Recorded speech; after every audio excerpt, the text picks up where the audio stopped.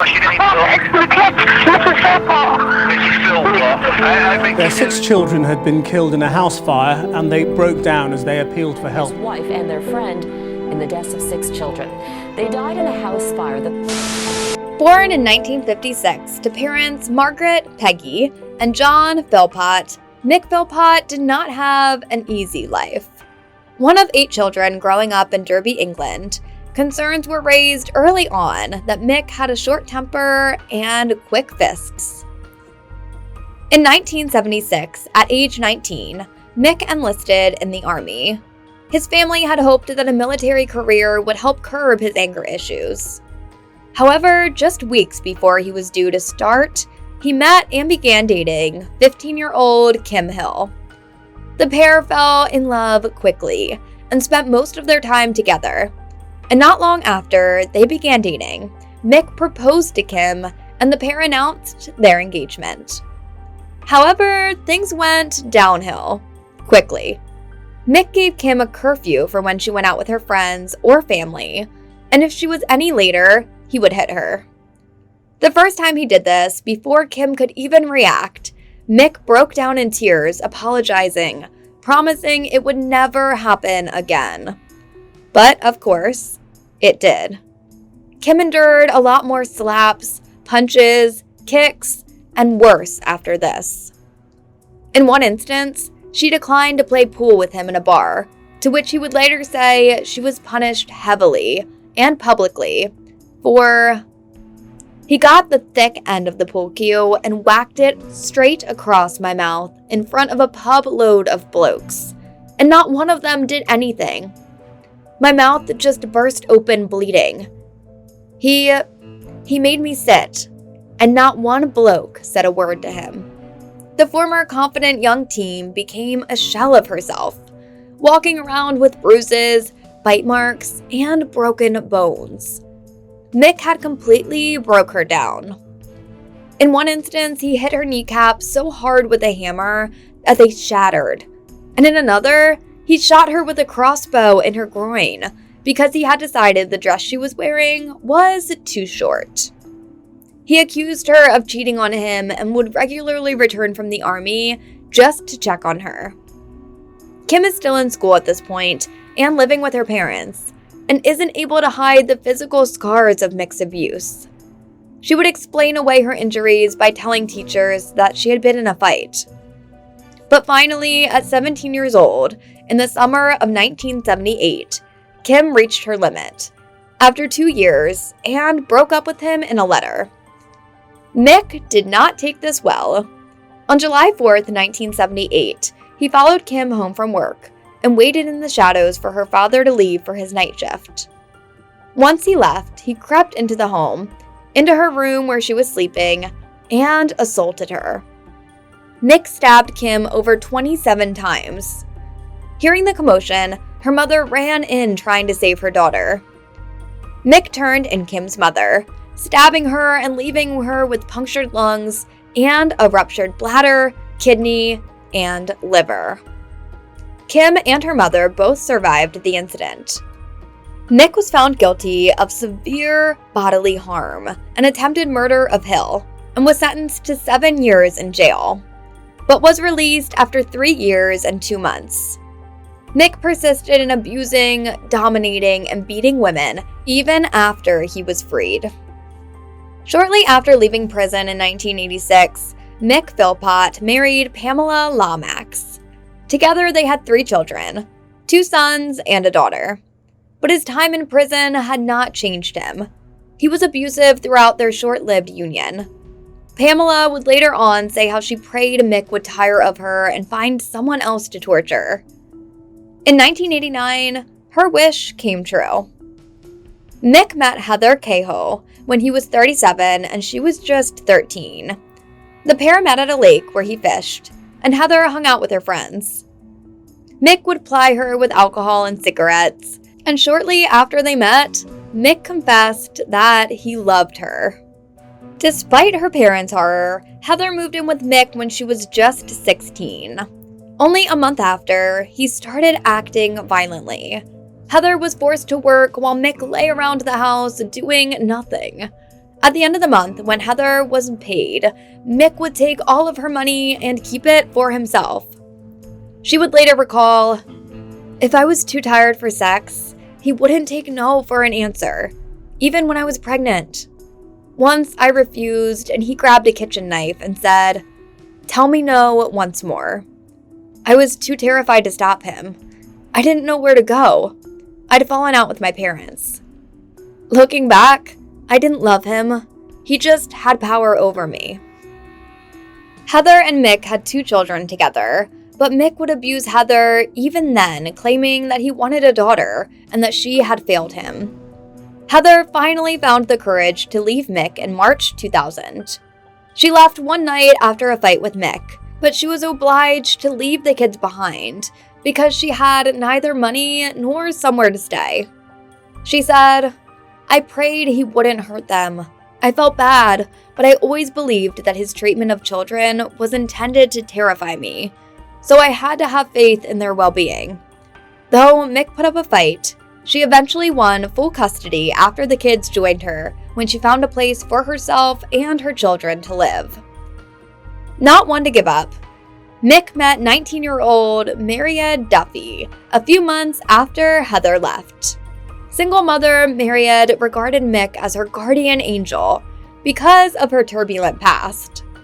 They were married in May 2003 after he tricked her into letting him live with her permanently. Lisa Willis, a 16-year-old orphaned single mother, served as one of the bridesmaids at their wedding. She had been introduced to Mick in 2001, and a year later, he had taken her in as a mistress. Mick had 6 kids with Margaret and 5 with Lisa at the end of February 2012, and they all shared a small council house together in Derby. They were sort of celebrities due to their unconventional lifestyle. When it was revealed that Mick lived in a small house with his wife, mistress, and 10 children in 2006, they initially came to the public's attention.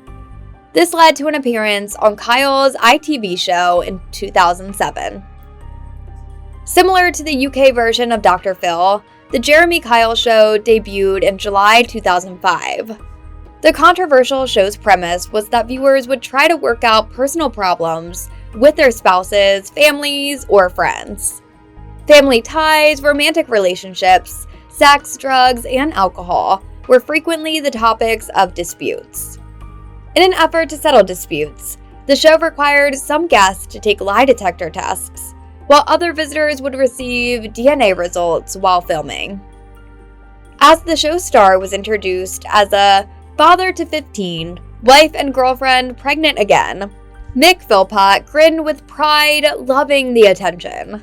He boasted, upsetting the crowd, "What man wouldn't want 2 women? I've never worn a condom. They spoil sex." He was labeled Britain's biggest scrounger and Shameless Mick in response to his demands for a larger house, which caused a reaction. He later appeared on the Jeremy Kyle show. This Morning, and even in a documentary with former Tory MP Anne Whittlecombe. Mick claimed that he was a lucky man during a Daily Mirror interview he gave at his house in 2007. Shortly after this, Lisa decided to leave with her children and escape. She evaded Mick's grasp by telling Margaret she was taking her children to go to swimming lessons. He wasn't one to let people go, though. She ignored his repeated requests for them to meet. Instead, she brought a lawsuit to obtain custody of her kids from him. Mick developed an obsession with Lisa as a result of his unease over the fact that he was losing control over her. In order to teach Lisa a lesson, he came up with a diabolical scheme with Margaret and their friend Paul Mosley. The day before the child custody court, he planned to frame her for setting fire to the family home. Knowing that his 6 children were asleep inside on May 11, 2012, he carried out the plan at 4 in the morning. In order to portray Lisa as the villain, he wanted to portray himself as the hero who saved his children from the oncoming flames. He had no idea the horror that would happen in a matter of seconds. While performing the most important duty as the mastermind, Mick assigned Paul and Margaret their respective tasks. While Paul was in charge of moving the containers out of the house, he poured gasoline on the floors and in the halls. Mick lighted a match, and it caught fire. After a while, Maria dialed 999 while sobbing uncontrollably and seeming horrified. What's your name, Oh, Phil? it's my kid, Mrs. Philpott. Mrs. Philpott. How many kids are in the house, Mrs. Philpott? Where are they? Six of them. Sorry? Six of them.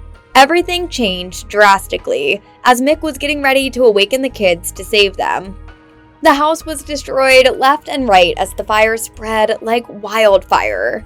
He had not imagined how quickly it would spread. He was helpless and fled the house to protect himself.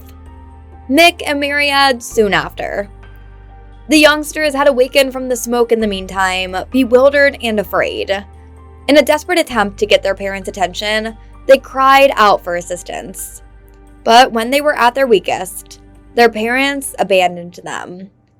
The heartless Mick and Myriad did not change their heartlessness despite their loud protests. The wailing noises eventually ended. When the police and neighbors came onto the scene, Mick and Myriad stood outside the burning down house inconsolably sobbing. The fire was put out by the firefighters, but it was already too late. Jade, 10 years old, John, 9 years old, Jack, 7 years old, Jesse, 6 years old, and Jaden, 5 years old, were the 5 of the 6 young children who perished in the blaze. Only 13-year-old Dwayne managed to escape the fire, but he passed away 2 days later in the hospital. When Cotterill, a senior police officer, arrived at the crime scene, he made the following observation about Mick's peculiar behavior. "I've very well given up trying to justify his actions. It doesn't conform to what is considered normal. Any father, in my opinion, would have offered the ultimate sacrifice in those conditions. He refused." As part of the inquiry, police examined the crime site and questioned many individuals, including Mick, Myriad, and Paul. For a couple who had attempted to rescue their 6 young children from a stuffy, smoke-filled home, the Philpotts were unusually tidy.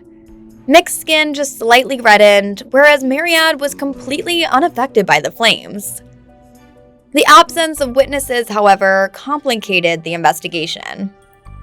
Mick had Myriad and Paul maintain the same story while spinning a web of apparent lies. They singled out Lisa as the culprit, leading to her arrest the day following the fire. Due to her alibi on May 11th, however, the police immediately eliminated her as a suspect. But on May 14th, police discovered gasoline inside Mick's letterbox, sparking a murder inquiry.